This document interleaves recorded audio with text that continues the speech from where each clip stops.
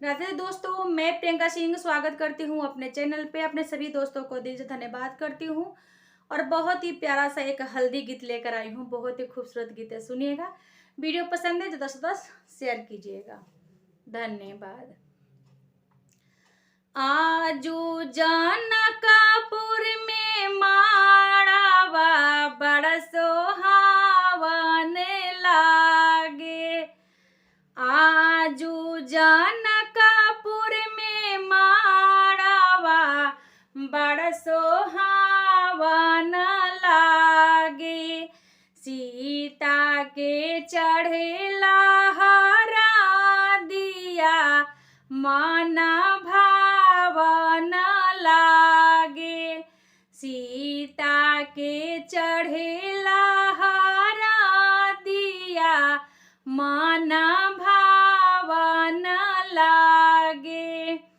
आजू जनकपुर में माड़ावा बड़ी सोहावन लागे।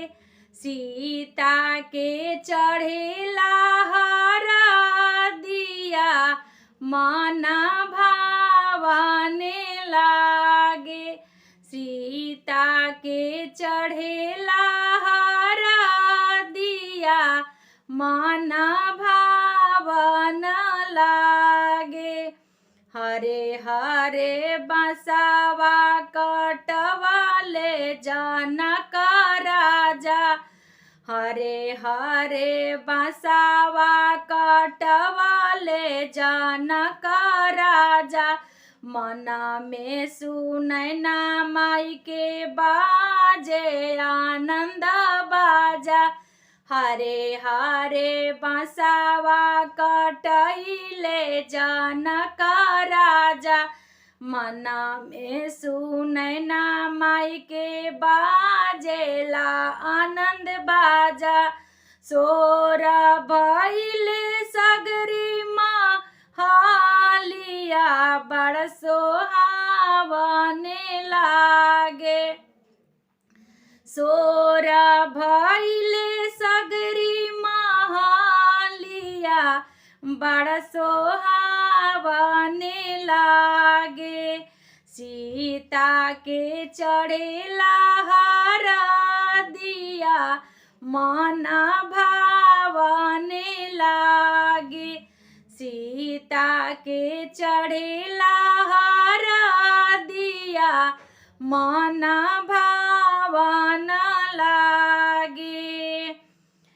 गे धान रे नगरिया के उमड़ल भगिया।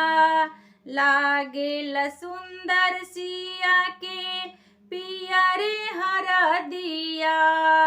धन नगरिया के उमड़ल भगिया। लागेल सुंदर सिया के पियर हरदिया। चौका पुरवले आंगनवा बड़ा पावन लागे।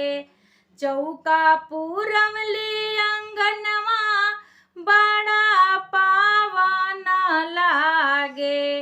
आजू जनकपुर में माड़ावा बड़ सोहावन लागे।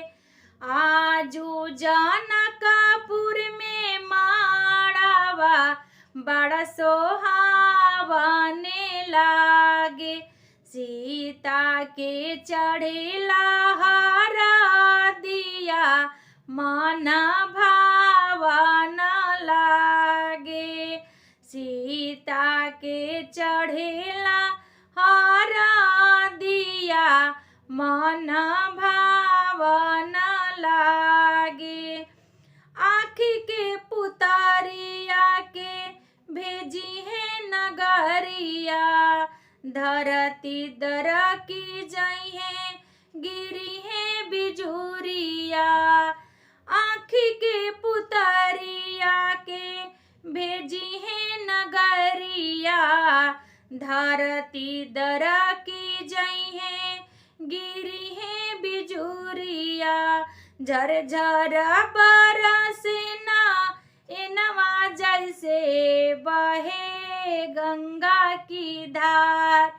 झरझर बरसे ना ए नवा जैसे बहे गंगा की धार। सीता के चढ़ेला दिया मन भावन लागे। सीता के चढ़ेला दिया मन भावन लागे। धन्यवाद दोस्तों।